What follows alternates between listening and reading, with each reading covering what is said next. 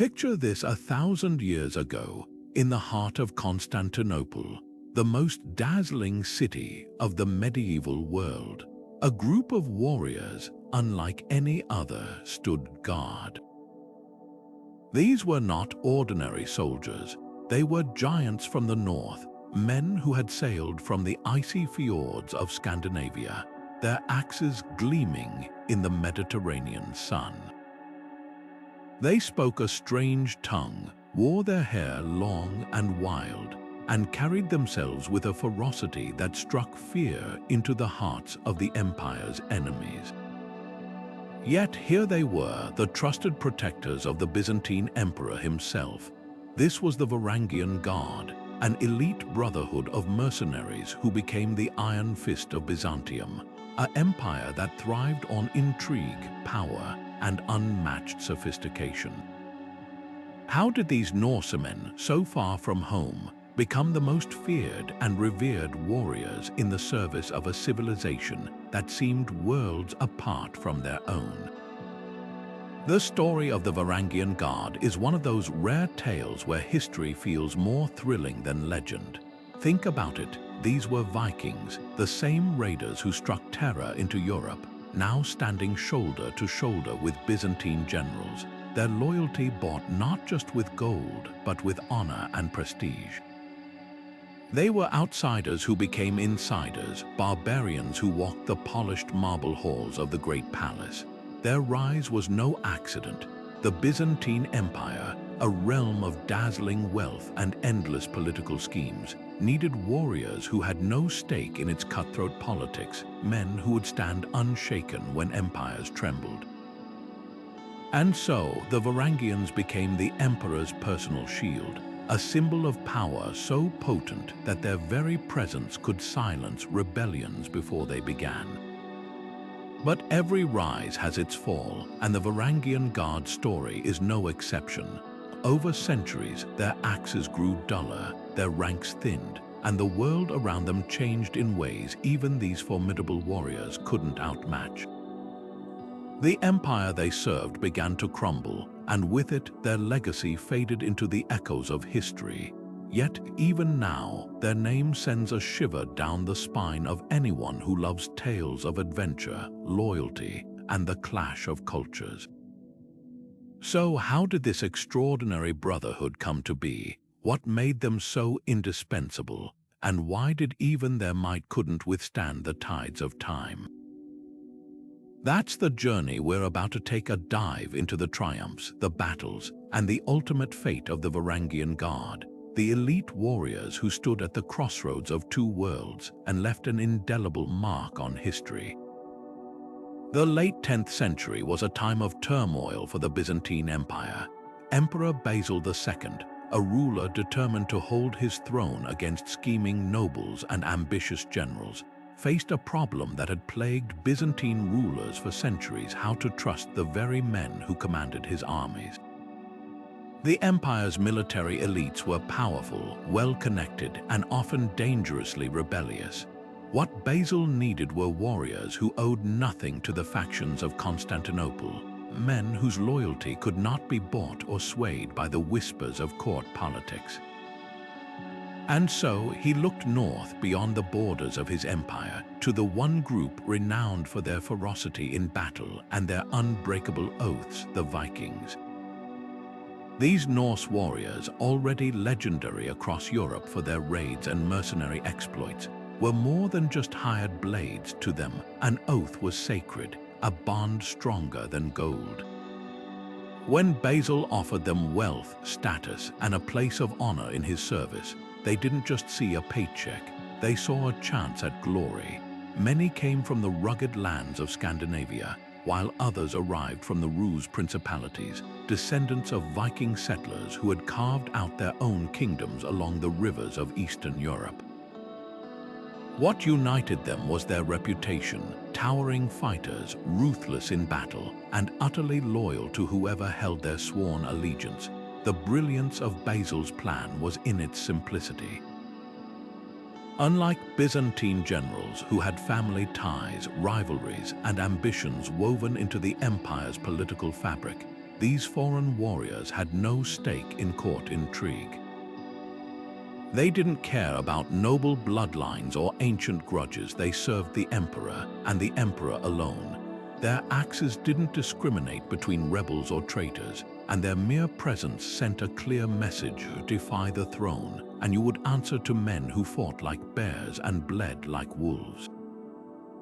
It wasn't just their loyalty that made them indispensable. The Varangians brought something the Byzantine army had never seen before: the sheer, overwhelming force of Scandinavian warfare. While Byzantine troops relied on discipline, formations, and strategy, the Varangians fought with brutal, unrelenting aggression.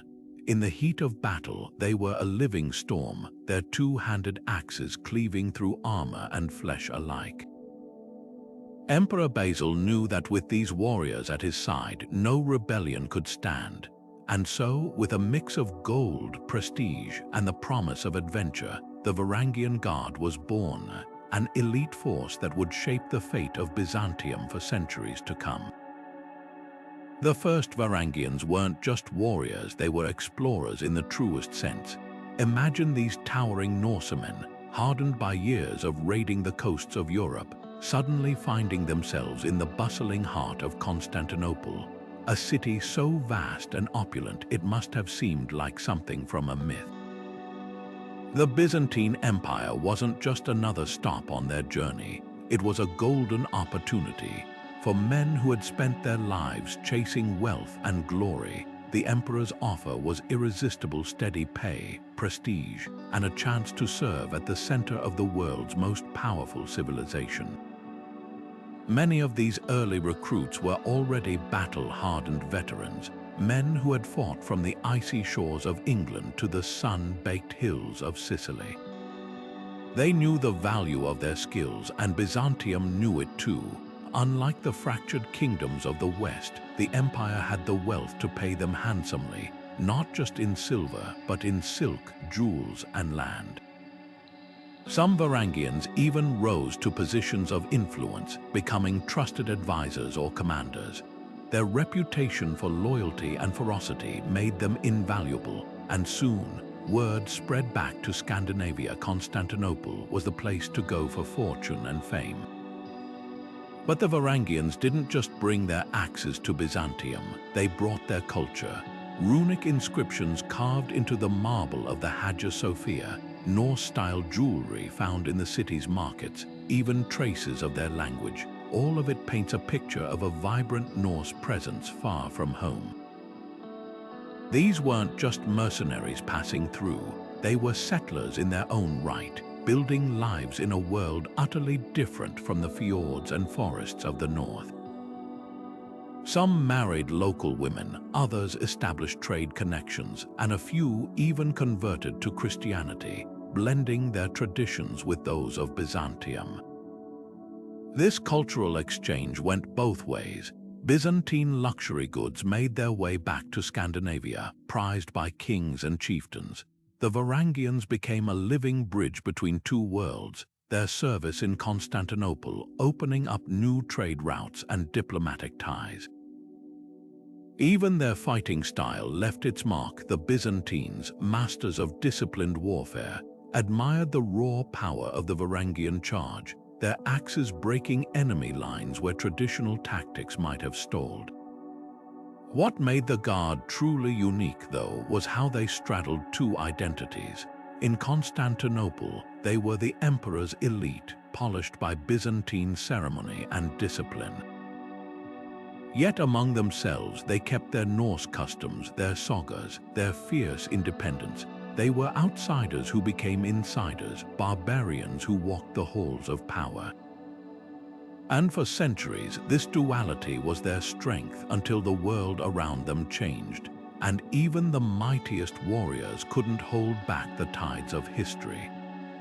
Becoming a Varangian wasn't just about being strong, it was about being the best of the best. Picture a young Norse warrior, fresh from the battles of the Baltic or the rivers of Rus, standing before Byzantine recruiters. They didn't just want fighters, they wanted legends, These men had to arrive with their own weapons, often massive two-handed axes that could split shields and skulls with a single swing.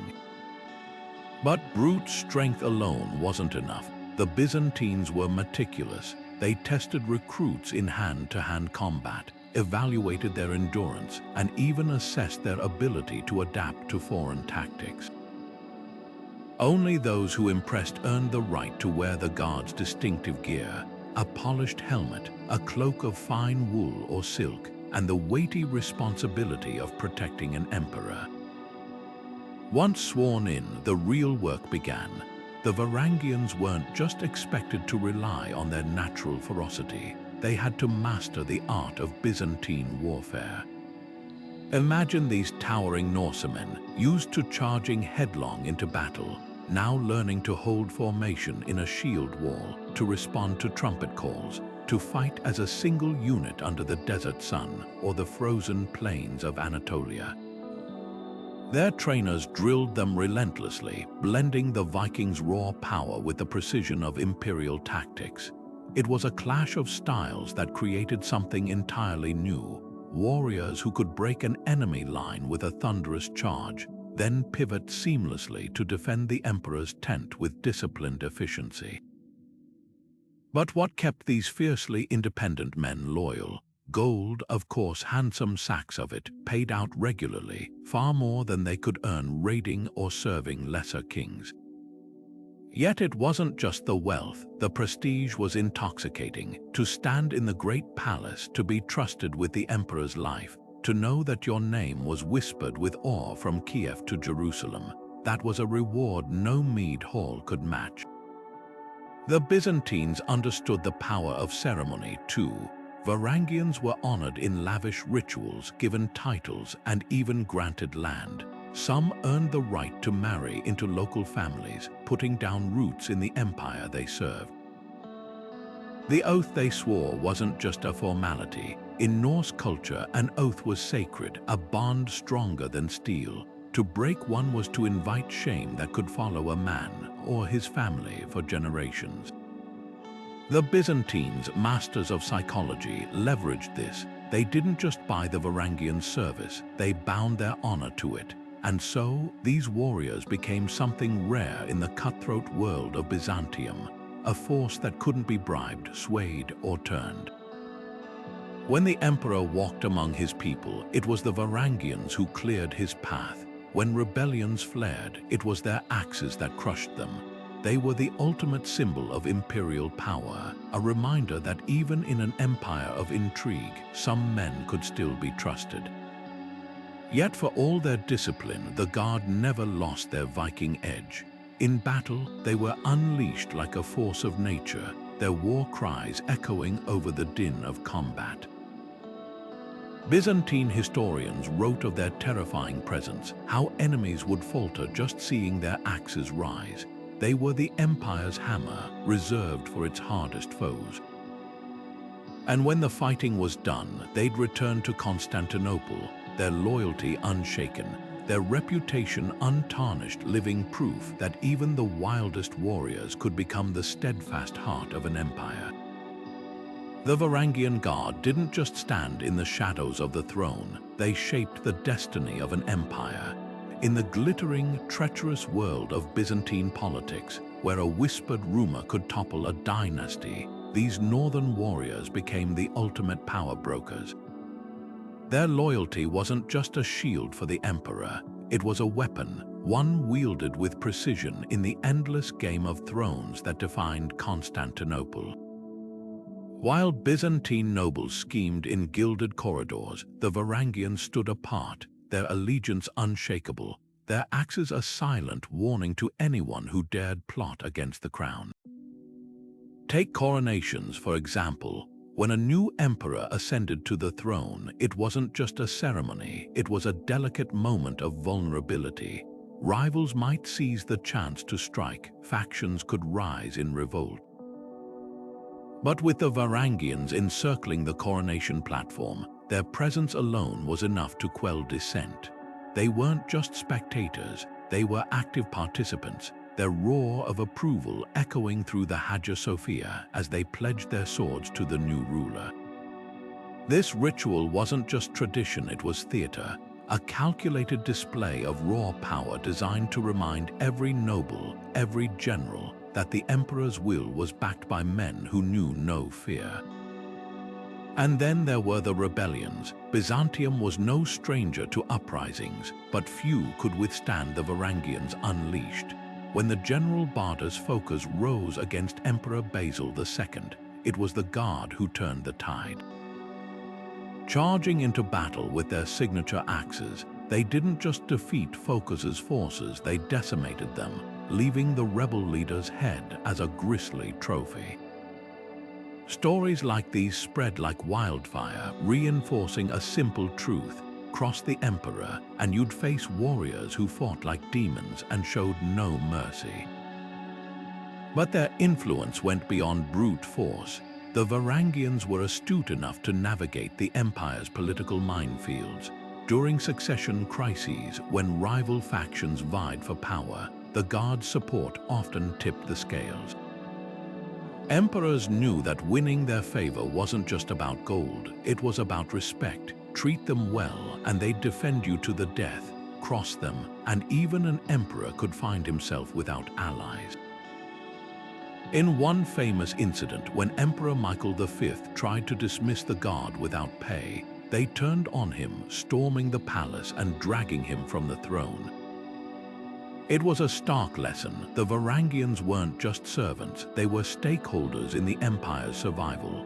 What made them so effective wasn't just their strength, it was their neutrality.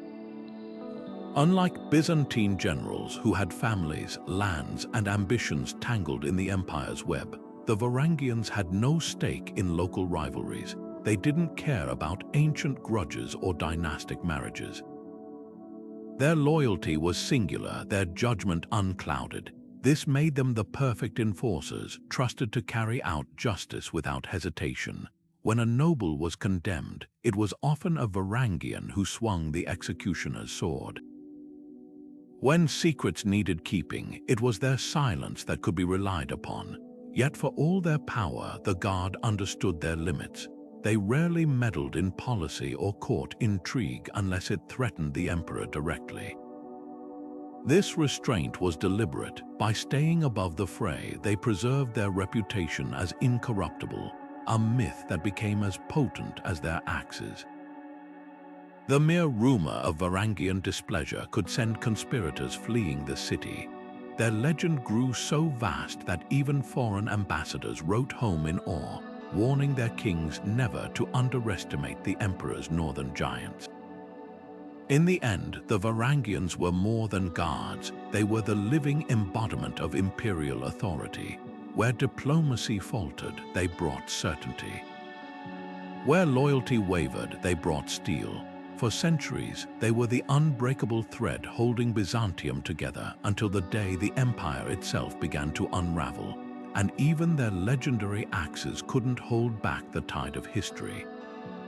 The Varangian Guard didn't just stand as symbols of power, they proved their worth in blood and steel on some of the most brutal battlefields of the medieval world.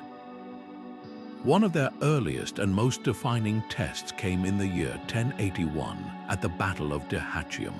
Facing the Norman knights of Robert Guiscard, warriors renowned for their heavy cavalry charges that had shattered armies across Italy, the Varangians stood firm. Picture the scene: Norman horsemen clad in gleaming mail, thundering across the plains, their lances leveled for the kill. Against them, the Guard formed a wall of shields and axes, their discipline unshaken even as the ground trembled beneath the hooves of the enemy. When the Normans crashed into their lines, expecting an easy breakthrough, they met something far worse: a storm of razor-edged steel. The Varangians didn't just hold, they counterattacked with a ferocity that left the knights staggering. Byzantine chroniclers wrote of the Norman dead piling so high that the living had to climb over them to keep fighting. But Dehachium was just one chapter in their saga. Decades earlier, the Guard had carved their legend into the walls of Constantinople itself. In 1043, the Petchinags, a nomadic force from the steppes, swept down on the empire's capital, their arrows darkening the sky. The city's defenses strained under the assault, but the Varangians stationed at the most vulnerable gates turned the tide. Unlike the Byzantine troops who relied on complex tactics, the Guard fought with terrifying simplicity, meeting the Petchinags' hit and run attacks with brutal head-on clashes. Their axes chopped through light armor like kindling, and their sheer presence rallied the defenders. By the time the Petchinags retreated, their ranks shattered. The Varangians had cemented their reputation as the empire's unbreakable shield. Then there were the campaigns in Sicily, where the Guard proved they could adapt to any battlefield.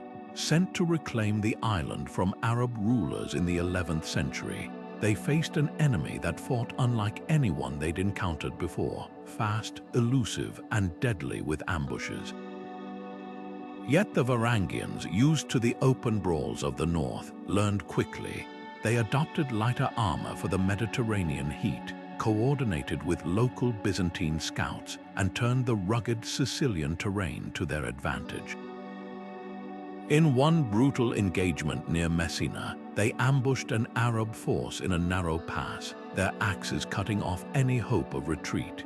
It was a masterclass in versatility, proving they weren't just blunt instruments but warriors who could think as sharply as they fought.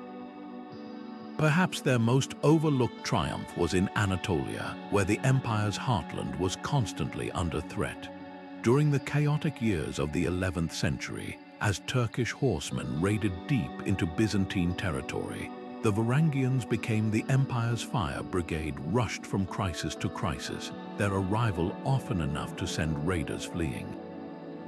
At the Battle of Mansakert in 1071, though the empire suffered a catastrophic defeat, the Guard's performance was legendary. Surrounded and outnumbered, they formed a desperate circle around Emperor Romanos IV, buying time for his escape even as their own ranks were cut down. Their sacrifice, though futile in the moment, became a rallying cry for future generations of Varangians, proof that their oath was worth dying for. What made these warriors so formidable wasn't just their strength or skill, but their ability to dominate any battlefield against any foe. Whether holding a line against Norman knights, storming Sicilian fortresses, or standing firm against steppe nomads, they fought with the same relentless spirit.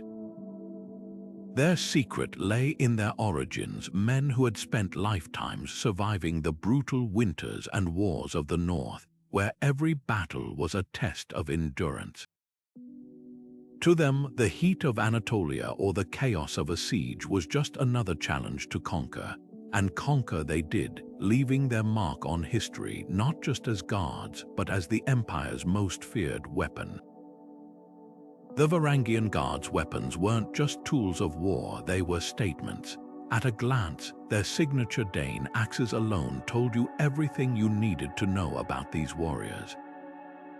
Picture a blade so massive it required 2 hands to swing, with a cutting edge nearly as long as a man's forearm.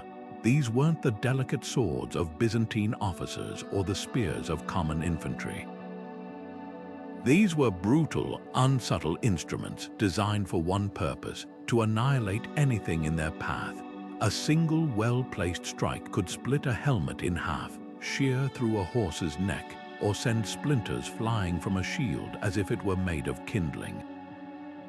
When the Varangians charged, their axes rising and falling in rhythmic devastation, even the most disciplined enemy formations could crumble under the sheer psychological weight of their assault.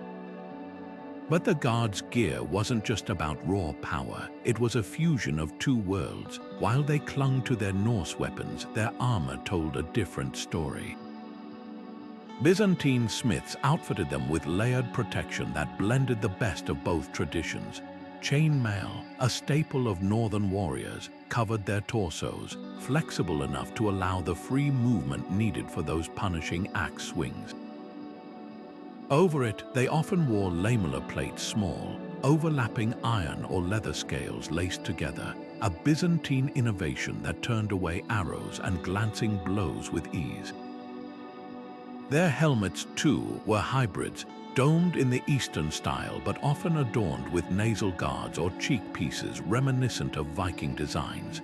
The result was a warrior who looked neither fully Norse nor entirely Byzantine, but something entirely new, a walking embodiment of the empire's reach and adaptability. What made their equipment so effective wasn't just its quality, but how it played to their strengths. The Dane axe, for all its weight, wasn't a clumsy weapon in skilled hands. Varangians trained relentlessly to wield it with precision, using its long haft to hook shields or limbs, then reversing momentum for a lethal follow-up strike. Against cavalry, they'd aim low, crippling horses with sweeping cuts that toppled riders into the mud. In tight formations, their axes became like scythes, carving gaps in enemy lines for Byzantine troops to exploit. And when the fight turned into a brawl, they could shorten their grip, using the axe's spike like a hammer to punch through armor. Their armor, meanwhile, gave them staying power. Unlike lighter scouts or skirmishers, the Varangians were meant to hold ground, to weather storms of arrows and charges without breaking. The layered mail and lamella dispersed the force of blows, while their tall, round shields, another Nordic touch, could be locked into a wall when needed. Yet they weren't lumbering tanks. The Byzantines understood mobility, and the Guard's gear struck a careful balance between protection and agility. In the scorching heat of Syrian campaigns or the frozen passes of the Balkans, they could march, fight, and endure where heavier troops would falter. Then there was the intimidation factor. Imagine you're a rebel soldier outside Constantinople's walls, and the gates swing open to reveal a line of these giants, their axes glinting, their armor a patchwork of cultures, their very presence screaming that the emperor's wrath was upon you. The Guard didn't just fight battles, they won them before the first blow landed. Their appearance was a psychological weapon, a reminder that these were men who'd crossed continents to serve, who feared nothing because they'd already faced worse in the fjords and frozen rivers of their homelands. Yet for all their fearsome reputation, the Varangians weren't frozen in time. As centuries passed, their gear evolved. Later recruits from England after the Norman conquest brought longswords into the mix, and some adopted Byzantine-style curved sabers for horseback skirmishes. But the axe remained their soul, a symbol of where they'd come from, and the unbroken line of warriors who'd stood guard over an empire not their own. In a world where weapons often faded into obscurity, theirs became legendary, their very design copied by enemies and allies alike. Because when you saw that axe, you didn't just see a tool, you saw the shadow of the Guard, and the knowledge that wherever they stood, the empire's will would not be broken. For the Varangians, life in Constantinople was a world away from the frozen villages and mead halls of their homelands. Imagine stepping into their shoes. One day, you're a warrior scraping by in the rugged north. The next, you're strolling through the wealthiest city on earth, your purse heavy with imperial gold. The Byzantines didn't just employ these men, they pampered them. Housing near the Great Palace wasn't just about convenience, it was a statement.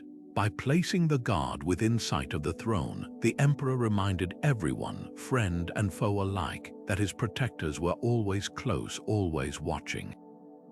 Their quarters weren't the cramped barracks of common soldiers. Varangians lived in spacious lodgings, often with servants to tend to their needs. Tax exemptions meant their salaries went even further, and the city's sprawling markets offered luxuries unimaginable back home: spices from India, silks from China, wines from Greece. Many became connoisseurs, sending exotic goods north as proof of their success. A single Varangian's hoard could transform his family's status overnight, turning a humble farmstead into a local powerhouse. But it wasn't just about wealth. Constantinople was a sensory explosion, a place where the Guard could soak in baths fed by ancient aqueducts, where public gardens bloomed year-round and where street vendors sold food so strange the Norse had no words for them. Some Varangians embraced this life fully, adopting Byzantine fashions, learning Greek, even commissioning art that blended Norse runes with Eastern motifs. Others clung to tradition, gathering in taverns to drink from horns and swap sagas under flickering oil lamps. Their presence reshaped the city itself. Near the harbor, a neighborhood became known as the Varangian Quarter, where Norse traders settled to do business with the Guard. Runestones found near the Hagia Sophia bear their names, memorials carved by homesick warriors. Churches built with their donations stood as testaments to their newfound faith or their shrewd political instincts. Even the city's slang absorbed Norse words, and Byzantine children grew up hearing tales of these giants who walked among them. Yet for all its wonders, Constantinople could be a gilded cage. Many Varangians never returned home, their bones resting in foreign soil. Others sent for families, putting down roots in a land that would never fully feel like theirs. They were caught between worlds, too Byzantine for the north, too Norse for the east. But in that tension, they thrived, becoming living bridges between cultures, their legacy etched not just in battlefields, but in the very fabric of the city they helped define.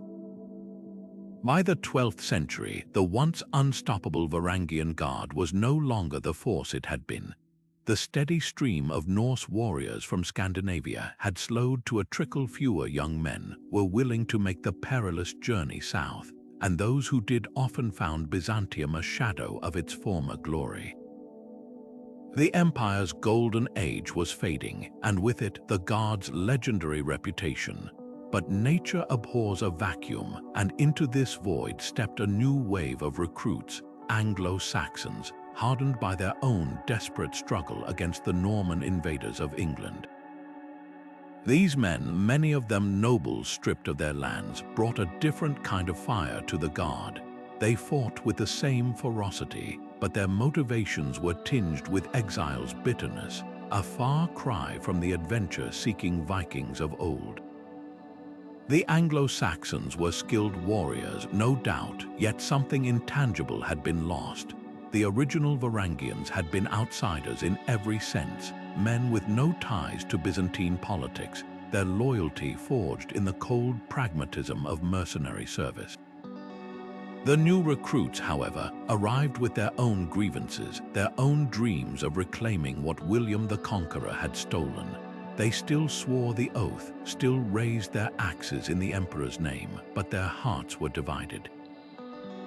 And in an empire where loyalty was already a rare commodity, that division mattered. Compounding the problem was Byzantium's slow unraveling.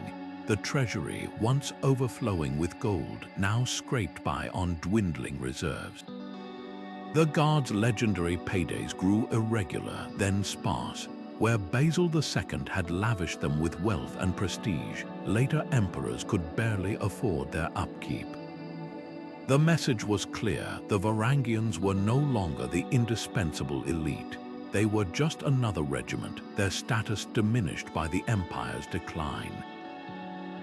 Politics, too, chipped away at their influence. Earlier emperors had relied on the Guard as a counterbalance to scheming generals, but by the 12th century, the court's power struggles had grown too convoluted even for their axes to cut through. Factions rose and fell with dizzying speed, and the Varangians found themselves thrust into roles they were never meant to play: kingmakers one day, scapegoats the next. Their neutrality, once their greatest strength, became a liability in an age where every soldier was expected to pick a side. Yet the Guard adapted as it always had. The Anglo-Saxons brought new tactics, blending their own shield wall traditions with Byzantine discipline. They fought valiantly in the empire's wars, even as the battles grew more desperate. But the world was changing around them. The Crusades had unleashed new forces into the Mediterranean, and the rise of professional mercenary companies, men who fought for the highest bidder with none of the Varangians' old-world oaths, made their loyalty seem almost quaint. The final blow came in 1204, when Constantinople itself was sacked not by some foreign invader, but by Christian crusaders. The Varangians stood their ground, as they always did, but the empire they had sworn to protect no longer existed in any meaningful sense. The Guard lingered on, a ghost of its former self, until even the memory of what they had been faded into history. Their axes, once the terror of emperors and rebels alike, were now relics in a world that had moved on. The year 1204 was supposed to be another chapter in the Varangian Guard's storied history instead. It became their epitaph. When the Knights of the Fourth Crusade, armed with crosses and greed, turned their sights on Constantinople, they weren't just attacking a city, they were unraveling an ancient order. The Varangians, now a mix of aging Norsemen and exiled Anglo-Saxons, stood at the gates as they had for centuries, their axes ready, but this was no ordinary siege. The Crusaders, fueled by Venetian gold and the promise of plunder, brought something the Guard had never faced before: the full, fanatical weight of Europe's military might, directed not at infidels, but at the heart of Christendom itself. For 8 brutal days, the Varangians held the line. They fought with the same ferocity that had made them legends, their axes cutting down crusaders who dared scale the walls. Byzantine chroniclers would later write of their last stand at the sea walls, where the Guard formed a shield-to-shield phalanx, buying precious hours for civilians to flee. But the odds were impossible. The Crusaders, armed with siege engines and sheer numbers, breached the defenses in a storm of fire and steel. Even then, the Varangians refused to break. Small bands fought on in the streets, turning alleyways into slaughterhouses, their backs to the burning city. One account tells of a lone warrior holding a bridge near the Blashany Palace for an entire afternoon, his Dane axe slick with blood, until a crossbow bolt finally found its mark.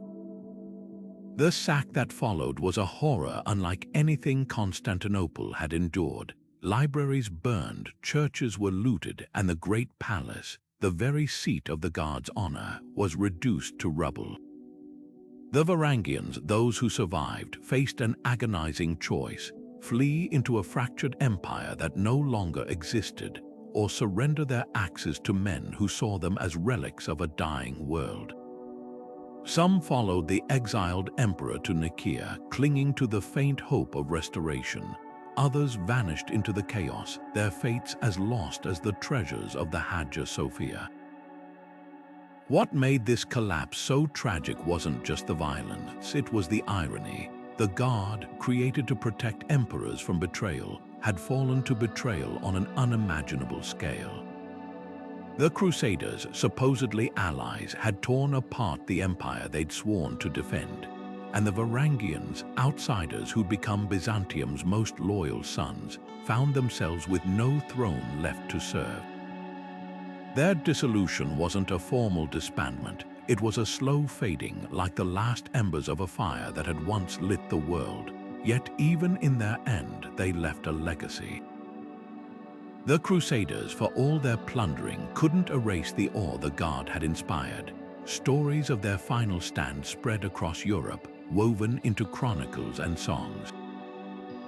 In Scandinavia, runestones still bear the names of men who died in the land of the Greeks, their deeds echoing down the centuries.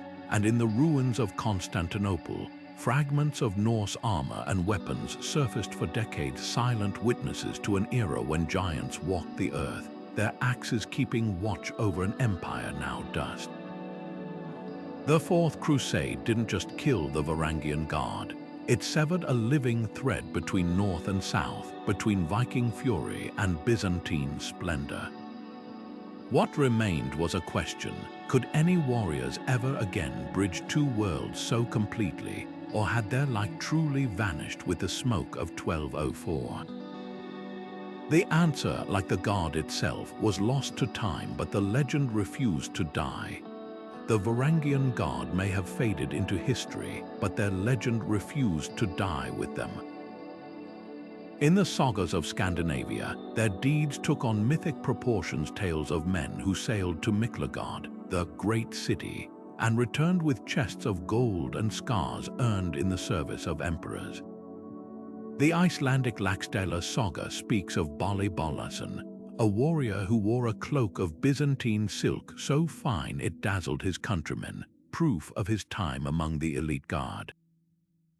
These stories weren't just entertainment, they were recruitment tools, inspiring generations of young Norse men to seek their fortune in the south. Byzantine chroniclers, too, immortalized them, though with a different tone. To the Greeks, the Varangians were both marvels and mysteries, barbarians who became pillars of the state. Anna Komnene, the sharp-eyed historian and daughter of Emperor Alexios I, wrote of their unshakable loyalty in her Alexiad, describing how they stood like oaks in a storm during palace coups. Even in defeat, they earned grudging respect. Crusader accounts of the sack of Constantinople mention the giants with axes who fought to the last, their defiance etched into the memory of those who witnessed it. What makes their legacy so enduring isn't just the drama of their story, but what it represents. The Varangians were living proof of how interconnected the medieval world truly was. Here were men from the fjords of Norway trading blows with Arab armies in Sicily, or standing guard as Russian princes negotiated with Byzantine diplomats. They were threads in a vast tapestry of cultures, religions, and empires colliding. The silver coins they sent home didn't just buy land, they circulated Byzantine art, ideas, and even faith into the Norse world. A runestone in Sweden bears a prayer in Greek carved by a homesick guardsman. In Kiev, the influence of returned Varangians helped shape the Rus legal code. Their axes, literally and figuratively, carved channels between worlds. Today, their spirit lives on in unexpected ways. Historians pore over ship logs and tax records, piecing together the lives of individual guardsmen, like Harald Hardrada, the future king of Norway, who served in the guard before meeting his fate at Stamford Bridge. Reenactors from Moscow to Minnesota don replica lamellar armor, testing how those legendary axes might have felt in hand. Video games and novels cast them as archetypal, elite mercenaries, though few capture the complexity of men who are both outsiders and imperial insiders. Perhaps their most poignant legacy is the question they leave us with: what does it mean to belong? The Varangians were never fully Byzantine, yet they defended the empire with a fervor that put natives to shame. They never ceased being Vikings, yet their oaths bound them to a civilization that viewed their homelands as the edge of the world. In an age of borders and divisions, their story whispers of a time when identity was as fluid as the seas they sailed, when a man could swear allegiance to a foreign throne without surrendering who he was. That tension between loyalty and heritage is what makes them not just historical figures, but mirrors held up to our own tangled notions of home and duty. The story of the Varangian Guard isn't just a tale of warriors, it's a reflection of the Byzantine Empire's own journey, a saga of glory and grit that spanned centuries. Think about it, these Norsemen arrived as outsiders, their axes and braids marking them as strangers in a world of silk and intrigue. Yet through sheer force of loyalty and adaptability, they became woven into the empire's very fabric, standing guard as empires rose and crumbled around them. Their rise mirrored Byzantium at its zenith, confident, resourceful, unafraid to harness the talents of those beyond its borders, and their fall, a haunting echo of the empire's own slow unraveling, a reminder that even the mightiest forces can't outrun the tides of change. What makes their legacy so compelling is how it defies simple labels.